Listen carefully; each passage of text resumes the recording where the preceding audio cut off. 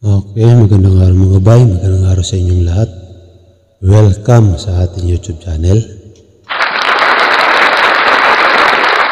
Kahit saan sulok kayo ng mundo, mabuhay kayo at palagi po tayo mag-iingat.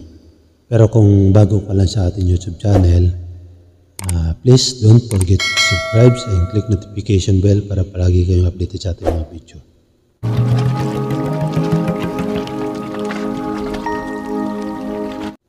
Ito, pag-usapan natin itong si Anthony Taberna. Pinapaliwanag kasi dito, lagi pinapaliwanag dito ni Taberna ay hindi raw siya bias. Hindi siya bias. Naniniwala ako dyan. Kasi tuwing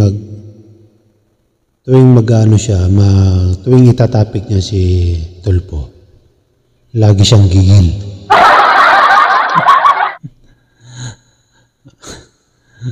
Ano ata to hindi ko alam kung aso ata to ni Libayan Bilib na bilib siya kay Libayan Kinokontra niya yung sorbe ng Polsisya. Kasi sabi niya, ang aga-aga pa ng ano natin. Ang aga-aga pa, 4 years pa bago ang election, presidential election, pero nagsasorbe na kayo. Parang ayaw niya na magsorbe. Parang ayaw niya na magsorbe yung company, magsorbe yung mga company na kasama si Tulfo. Daring-dare siya. Daring-dare ito talaga to kay Tulfo Hindi natin maintindihan Takot na takot yata to Takot na takot ka ba maging presidente si Tulfo? Libayan tuloy. Katunying. Natatanong lang naman ako. Ano bang kinakatakot mo na kung sakasakali lang naman maging presidente si Tulfo? Natatakot ka ba? Katunying. Siguro di ka nagbabayad ng tamang buwis, no? Hindi, sa tingin ko naman nagtatama. Patas tayo dito. Nagbabayad naman siguro ng tamang buwis si Katunying. Ang hindi lang natin alam, bakit takot na takot siya? Alam niyo naman alam niyo mga bay, kung sino yung presidente, yun yung doon si Katunying. Halimbawa, nung naging presidente si Noynoy, doon siya. Nung naging presidente si PRRD, doon din siya. Sa susunod, ngayon na presidente si Marcos na naman siya. Nung maging presidente si Vice President Sara, doon na naman siguro siya. Paano kung ngayon galit siya kay Tulfo ngayon, masama ang loob niya. Pag naging presidente si Tulfo ito, siguro doon na naman siya. Kaya nga yung tawag ko dito kay Anthony Taberna, kung protas ito, balimbin siya. Alam niyo yung balimbin? Yung protas. Sino nakakakilala ng protas na balimbin? Ito, panoorin natin yung kanyang sinabi.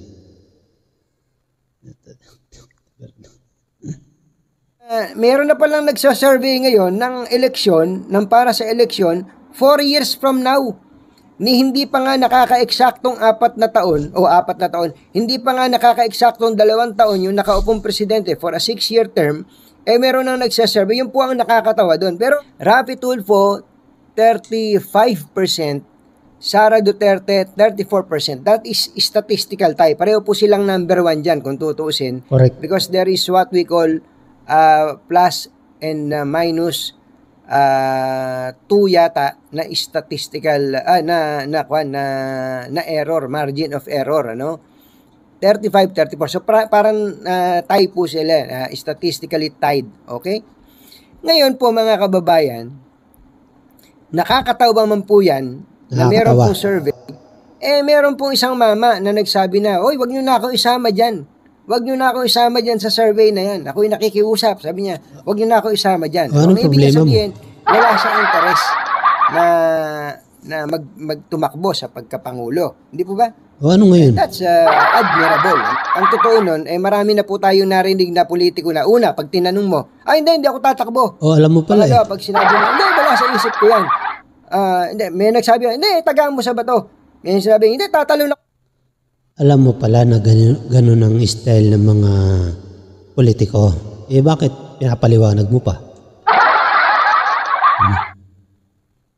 Sarilihin mo na lang yan. Bakit pinapaliwanag mo pa sa mga followers mo na parang dinediktahan mo na sinungaling ito si Rapi Tulfo?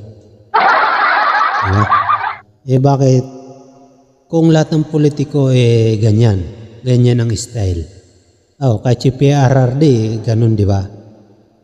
Kasi alam nyo kung bakit sinasabi ng politiko yun? Para hindi sila mapahiya, para hindi sila masunog. Inaalam mo na nila yan kung gusto ba ng taong bayan na tumakbo siya. Kung gusto ba ng taong bayan, kung pinipilit ba siya na tumakbo, inaalam mo na yan. Ikaw ba ngayon kung sakali tatakbo ka senador? Hindi mo ba muna aalamin kung tiyak na mananalo ka o hindi? Kailangan, parang babae lang yan. Magpakipot ka muna kahit gusto mo. Para ka namang hindi nanligaw eh. Diba? Kung alam mo na huwag mo nang ipamukha sa amin na ganun yung mga politiko. Hindi lang naman ikaw ang nakakaalam yan lahat kami. Lalo na ko sa aeroplano. Pagka politiko po nagsabi nun, hindi naman tayo masyadong naniniwala, ano. Meron pa nga isang politiko nagsabi na mapapasagasa ako sa tren. Meron pa nga politiko na nagsabi na sasakay ako sa jet ski. Di ba? Ganun po talaga yung mga politiko. Somehow, bagamat ayaw naman po natin na maging cynical pagka po nagsasalita ang mga politiko sa atin sa Pilipinas, medyo hindi na po tayo masyadong hindi tayo siguro 100% naniniwala because pati nga sa pagkakaibigan at pag-aaway ay wala pong permanente dito po sa politika ng bansa natin. Meron Alam na rin kasabihan na alam na rin namin Philippine yan. politics, there are no permanent friends nor enemies. Kaibigan mo ngayon, kaaway mo bukas. Kaaway mo ngayon, kaibigan mo bukas. That is Philippine politics. Ano po? Sabi po ni Senator Rapi Tulfo, please, huwag niyo nang isama pangalan ko dyan. Para something to that effect, ano? Sabi po ni Senator Tulfo, ayon sa article, siya daw po ay punterya ng fake news and various attacks. So, hindi ka naniniwala. Sige, patatapusin kita. Ipapaliwanag ko yan sa iyo na mayroon fake news. Unahin muna kita. Siya daw po ay biktima ng target ng mga fake news. Ano kayang fake news yung tinutukoy niya, no? And various attacks. At siya daw po ay inaatake o tinutuligsa, ano? Bakit daw po? Because of his inclusion in the polls. Dahil daw po sa pagkakasama sa kanya sa survey. Basahin nga natin ang buo yung kinote ng Global Daily Mirror. Ang sabi po niya, ganito, ngayon, kung ano-anong mga istoryang lumalabas against me, kung ano-anong klaseng mga fake news na lumalabas sa akin, ano kaya yung fake news na sinasabi niya? Ito kaya yung interview ni Atty. Libayan dun sa kanyang asawa at saka dun sa kanyang anak. Hindi naman siguro. Yun lang ang alam mong?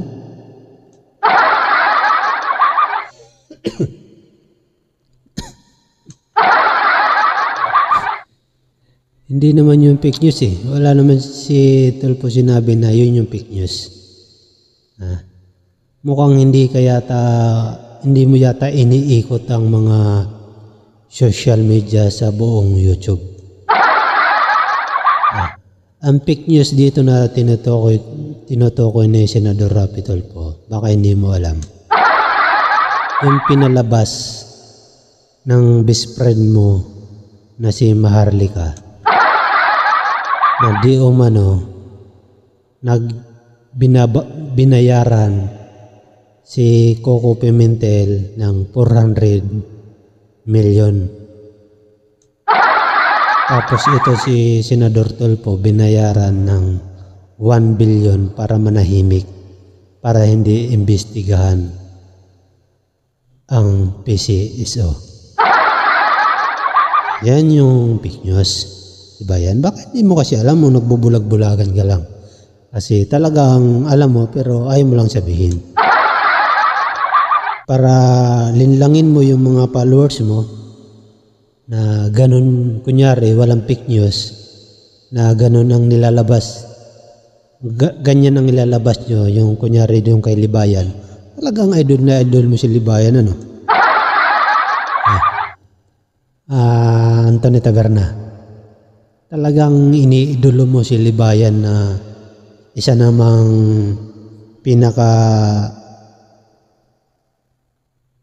ab-ab sa lahat ng abogado. Si Libayan pinakamatalino, diba? Talon-talo niya yung mga matitinik na mga abogado dyan tulad nila Topacio, nila Villamor, lahat ng mga abogado dyan si Libayan ang pinakamatalino abogado. Di na ako nagtataka kung bakit idol na idol mo siya. Ang pinapanood mo lang yung kay Libayan. Para malaman mo yung mga iba't ibang fake news dyan, ikutin mo lahat ng mga vlogger dyan. Diba? Ikutin mo, kaya mag-ano ka ng tao. Ikutin mo lahat ng vlogger, subscribes mo para malaman mo kung ano ang mga sinasabi nila, kung may katotohanan ba. Fake news yun dahil mga totoong tao naman yun, ano? Kasi sinasabi nung asawa ni Senator Rapi Tulfo, matagal na yun. Merong obligasyon si Senator. Basta, yun na yun. Paano naging... hindi naman siguro fake news yun dahil may nagsasalita. Hindi talaga fake news yan dahil sa programa mismo ni Tulfo, pinag-usapan nila yan. Kaya paano mo nasabi na yan ang tinutukoy ni Tulfo na fake news? Diba? Doon pa lang sablay ka na Ngalawa, ewan ko lang, napanood nyo ba yung ikinukwento nitong si former Congressman Jing Paras? Na noon sometime in 2020, Pangulo pa po si Presidente Duterte nito. Meron pong interview. Maring may nagsumbong yata kay Senator Rapi Tulfo na babae na hindi po parang tinatalikuran ba ng isang sundalo ang kanyang pananagutan doon sa bus. So, tinawagan po niya yung pinadala po sa akin video. Hindi ko alam, totoo ba ito? Ibig sabihin, alam mo naman ang totoo yan. Huwag mo na kaming bulahin. Ibig sabihin, yung pinapakalat ngayon na tungkol dun sa sundalo ay 2020 pa. Ano na ba ngayon? 2024. Ibig sabihin, 4 years ago pa, yan, hindi pa senador si Tulfo. Ngayon, nilalabas nyo. Kasi, matunog sa 2028. Tama ba? Doon pa lang mali na agad, diba? Dapat bumasi kayo sa isyo ngayong politiko na siya. Kung hindi talaga kayong naninira, ito mga hinayo pa kayo. Kung hindi talaga kayong naninira sa isang tao, sa isang politiko, ang pagbasihan nyo ng issue, yung pagtungtong nyo sa politiko. Hindi yung 20 years ago pa.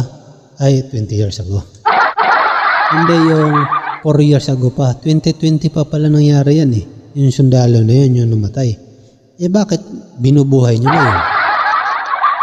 Diba? Mahirap yun na talagang naninira lang ngayon. Tapos sasabihin mo, hindi ka bias. Halatang-halata naman sa pananalita mo eh. Bias siya. Bias ka. Pag naging presidente si Tulfo, kay Tulfo ka na naman yun. Siyempre, takot ka, baka singilin ka ng buwis. Ito. Ngayon, yung pong video na yon 2020 pa naman yan. Tinawagan ni Senator Raffy Tulfo, yung sundalo, sabi po ng sundalo, mamaya na lang po sir. Dahil meron lang silang misyon, no? Nasa operation yata sila. Siguro, nabusit si Senator Raffy Tulfo during the time, hindi pa naman siya senador. Tinawag niya sa kung ano-anong description yung lalaki, yung sundalo. Ang sabi niya, duwag ka. Tapos, sundalo ka, baka duwag ka, iwanan mo rin yung mga kasama mo dyan, mga ganon. Ang totoo na, pag pinakinggan niyo po yung video, at sana hindi yung totoo, sana AI na lang yon. Sasabihin mo na, anong klaseng tao ba si Senator Raffy Tulfo? Nagpapaliwanag nga yung sundalo na hindi siya masasagot. Hindi siya makapagpapaliwanag sapagkat nandun siya sa isang mission.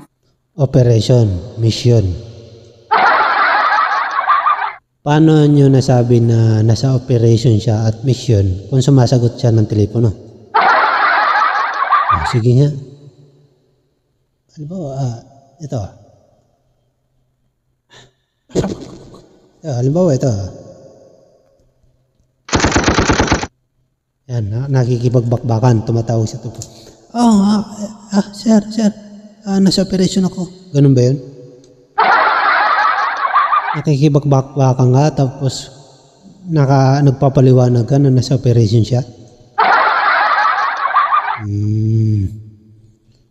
Diba? Dinugtong-dugtungan nyo na naman ng kwento.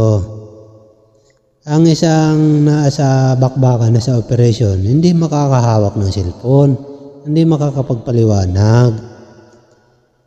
Nilalabas nyo lang yan kasi nga natatakot kayo maging presidente si Tulfo. Iyak na mga hunghang.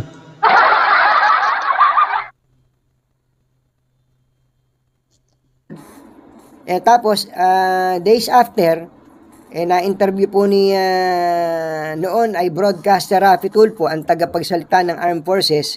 Noon pa pala yan eh. Sagala. Ano po? Si Sagala pa ba nakaupo ngayon? Colonel Sagala. At sinabi po ni Colonel Sagala na yung lalaki na yung sundalo na tinawag-tawag ni Senator Raffy Tulfo na duwag, namatay sa enkwentro. So kasalanan ni Tulfo.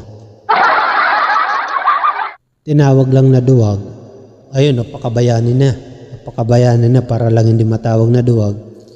Ililigtas ko kayo lahat. Yan, hinarang yung katawan. Yan, tinamaan. Hindi ganon dapat tayo mag-isip. Ganyan ka mag-isip kasi kampi ka dun sa kabila. Kahit anong paliwanag mo, di ba yan, kunyari hindi ka bias. Diba? Kunyari sinasabi mo hindi ka bias, pero sa mga paliwanag mo, halatang halata na bias ka. Papuputol ko lahat ng galeri ko. Ito, pustahan tayo. Yan, papuputol ko lahat yan. Kung sakali maging presidente si Tulfo, pustahan tayo sa hindi ka na magiging bias, kakampi ka na ni Tulfo. Pustahan tayo. Depende na lang yun kung tatanggapin ka ng ano, kung hindi ka, di ba? Tatanggapin ka ng ni Tulfo. Sabagay, sabi nga ni Tulfo, ang isang taong humihingi ng kapatawaran, humihingi ng sorry, sino ba siya para hindi magpatawad? Di ba? Yan lang sinasabi siya. Dapat kasi, kung kukuha tayo ng mga impormasyon, yung kung saan naging naging politiko na ang isang tao, doon ka na kumuha ng impormasyon. Doon mo na siya banatan. Kung may ginawang bang mali, doon mo siya banatan. Bakit hindi mo dyan inaano, dito yung 1 billion na suhol di umano? Bakit hindi mo dyan tinatalakay sa ano mo? Dahil alam mo fake news. Yan ang tunay na fake news, di ba? Yan yung tunay na fake news. Kaya tigil-tigilan nyo kami tigil-tigilan nyo kami sa mga kadramahan nyo ng ganyan na hindi bias. Kahit sino na lang noon kay PRRD ka. Ngayon tinitira mo na. Hindi mo masyado tinitira ngayon si VP Sara Duterte dahil may tsansa na maging presidente. Baka mayari ka. Si Tulfo ngayon, medyo pahapyaw lang yung tira mo. Kunyari hindi ka bias. Kasi may tsansa na maging presidente na naman. Ngayon si PRRD na hindi na pwede maging presidente, tinitira mo na. Tawag dyan, balimbing ka. Yeah. Balimbing ka, kung naging protas ka, balimbing ka.